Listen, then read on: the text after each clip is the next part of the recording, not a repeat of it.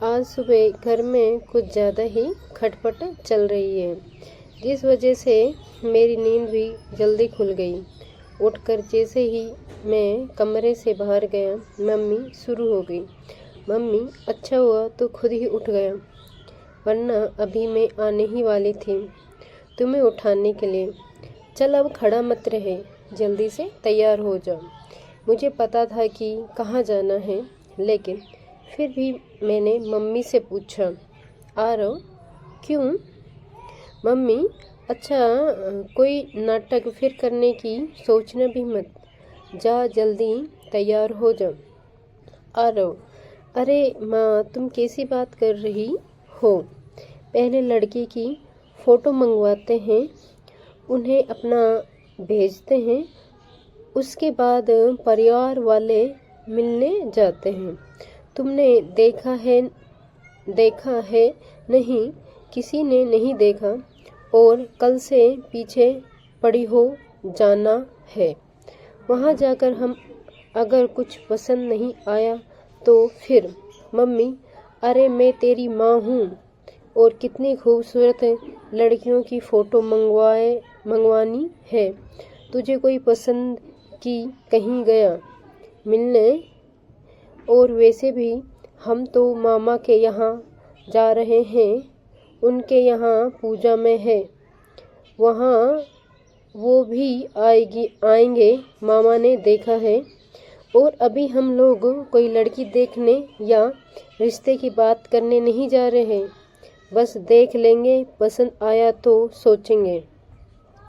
मामा करीब 50 कम दूर रहते हैं।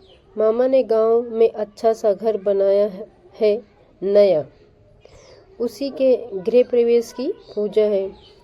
मेरे घर में मेरी 2 बहनें हैं, एक मुझसे छोटी है और एक बड़ी दीदी की शादी हो गई। अब माँ को जल्दी है मेरी शादी की, इसलिए जहाँ भी जाती उनकी नज़र ढूंढती है अपनी बहू। तैयार होकर हम सब लोग अपनी कार में बैठ कर निकल गए मामा के घर। करीब 2 घंटे में हम पहुंच गए। लड़कियों के मामले में थोड़ा शर्मीला हूँ। जब मैं भी ऐसी किसी जगह जाता हूँ तो नर्वस हो ही जाता हूँ। वहाँ जाकर सब लोग पूजा में बैठ गए। मैं वहाँ बैठा बैठा सभी को देख रहा था। लड़कियों को देखकर यही सोच रहा था कि कहीं यही तो नहीं, कहीं ये वाली तो नहीं। खैर, पूजा ख़त्म हो गई। मैं कुछ काम से बाहर गया, वापस करीब 1 घंटे में आया। तब तक कुछ बात नहीं थी, सभी मेहमान भी खाना खा चुके थे। मम्मी मेरे पास आई और कहा, मम्मी खाना खा ले, फिर निकलते हैं। और सुन, लड़की मैंने देख ली है, मुझे कोई खास नहीं लगी। लड़की को उसके दादा दादी ने पाला है, शायद मामा ने उससे भी बात चलाई होगी, इसलिए अब वो कह रहे हैं एक बार लड़का लड़की को अकेले में बात करवा दीजिए। वो लोग जिद के आगे मैं मना नहीं कर पाई।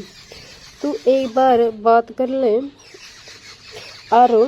माँ, जब तुझे ही पसंद नहीं है तो मुझसे क्यों बात करवा रही हो? मम्मी, मैंने सिर्फ एक नज़र देखा है, ऐसे किसी के मुंह पर थोड़ी मना किया जाता है। तू बात कर ले, फिर बाकी मैं संभाल लूँगी। मैं घर के बाहर एक गार्डन में बेंच पर बैठा। माँ ने कहा कि तू यहाँ बैठ, मैं उसे यहीं भेजती हूँ। मैं वहीं बैठा रहा और अपने फ़ोन में झांकता रहा। थोड़ी देर में वो भी आई और आकर कहा, रचना, हेलो। मैंने अपना मुंह ऊपर किया एक सिंपल सी थोड़ी सांवली सी लड़की थी। चेहरे पर कोई मेकअप नहीं था, कोई खुशी या नर्वसनेस। शायद उसे भी पता नहीं था कि उसे लड़का दिखाया जाने वाला है। मैंने खड़े होकर उसे हेलो कहा और बैठने को कहा। अब हम दोनों एक ही बेंच पर थोड़ी दूरी पर बैठे थे। करीब 5 मिनट हो गए मैंने उसे देखा। उसने एक भी बार मेरी तरफ देखा नहीं, न ही कुछ बात की। 8 मिनट की चुप्पी के बाद वो बोली, रचना, अच्छा ठीक है, अब चलते हैं, लेकिन आप लोग अभी या तो फिर घर पहुंचकर जवाब दे ही देना, क्योंकि दादा दादी फिर आस लगा लेते हैं। आरो, मतलब? रचना, बताते हैं, देखते हैं, अभी उनसे पूछना है, उनको दिखाना है। ऐसे जवाब देने से अच्छा है आप लोग सीधे ना कहना, वो ज़्यादा अच्छा है। मैं कुछ समय के लिए सोच में पड़ गया। वो लड़की शायद बहुत बार रिजेक्शन झेल चुकी थी। अब उसे उम्मीद नहीं थी कि कोई उसे पसंद करेगा। पता नहीं मुझे थोड़ी हिम्मत कहाँ से आ गई। मेरा उससे बात करने का मन किया। मैंने कहा, आरो, पर आपको ऐसा क्यों लगता है कि मना करूँगा? उसने पहली बार होगा जब मेरी तरफ देखा होगा। रचना, मैं आपको पहले ही बता दूं कि मैंने बड़ी मुश्किलों के साथ अपनी पढ़ाई की है।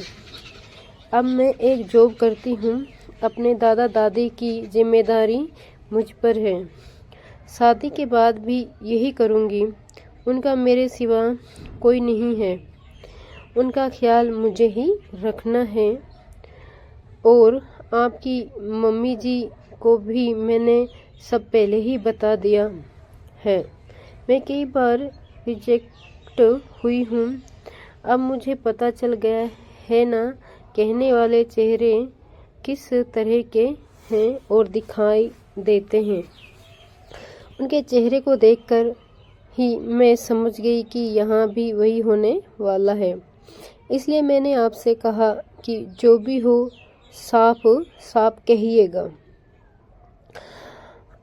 आरो, आपकी तरह रचना इतना कहकर उठी। रचना, चले। आरव, रुकिए, मुझे आपसे कुछ बात करनी है। रचना थोड़ी सरप्राइज हुई, फिर बैठी। कुछ मिनट का हमारे बीच में फिर सन्नाटा रहा, लेकिन मेरे मन में बहुत कुछ चल रहा था। मैंने उन 15 मिनटों में मन ही मन एक फैसला ले लिया और उसी समय मैंने रचना को कहा, आरव, जवाब अभी तक आपने सुना है, अब आप जवाब देना। रचना, क्या मतलब है? आरव, मतलब आप बताना कि आप मुझे पसंद करती हैं, मुझसे शादी करना चाहती हैं या नहीं। और हाँ, साफ साफ जैसे अभी बात की वैसे ही जवाब देना। रचना के चेहरे का रंग बदलने लगा। चेहरे पर जो बेरुखी थी अब वो धीरे धीरे शर्म और हंसी में बदलती दिख रही थी। रचना, इतना जल्दी भी मत कीजिए, अपने घर वालों से बात कर लीजिए। और ऐसा भी नहीं है कि आप अभी हाँ कह दे फिर शादी के बाद बदल जाएं। आरो, नहीं बदला तो। रचना, जाइए, पहले घर पर बात कीजिए। आरो, वो सब मैं देख लूँगा, आप अपना सोचे कि आपके दिल में क्या है। इतने में ही मेरी छोटी बहन की आवाज़ आ गई कि मम्मी बुला रही है। मैंने जानने के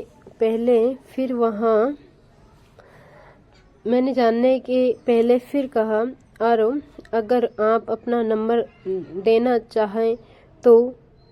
रचना ने कुछ नहीं कहा। शायद उसे अभी तक विश्वास नहीं था। मैंने अपना नंबर उसे एक कागज़ पर लिखकर दे दिया।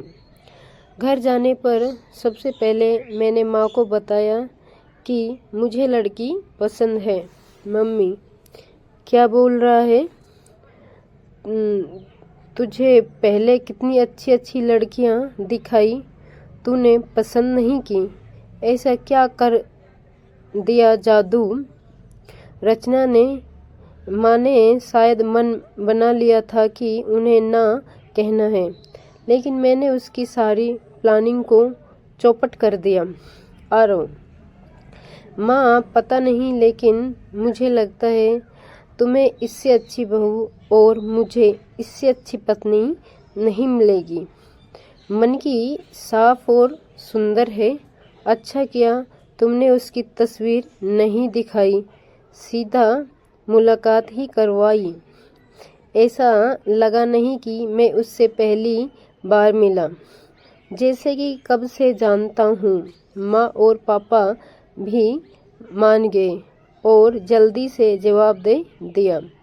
जैसा कि रचना ने कहा था, मामा के हाथ खबर भिजवा दी कि हमारी हाँ है। अगले दिन रचना का फ़ोन आया। रचना, हेलो। आरो, हाँ बोलो, जल्दी से बताए, हाँ या ना। हाँ तो हम शादी की तारीख निकलवाएं। रचना कुछ नहीं बोली, सिर्फ रोने लगी। बहुत दिनों से शायद आंसू को संभालने बैठी थी, रोके बैठी थी। आज पूरे बहे मैंने भी उसे रोने दिया। ये भी हमारी पहली मुलाकात। सिर्फ 15 मिनट में प्यार हुआ और शादी हो गई, और मैं सही साबित हुआ। अब मेरी माँ कहती है कि मुझे इससे अच्छी बहू नहीं मिल सकती थी। अगर दोस्तों कहानी पसंद आई हो तो लाइक शेयर सब्सक्राइब जरूर करें।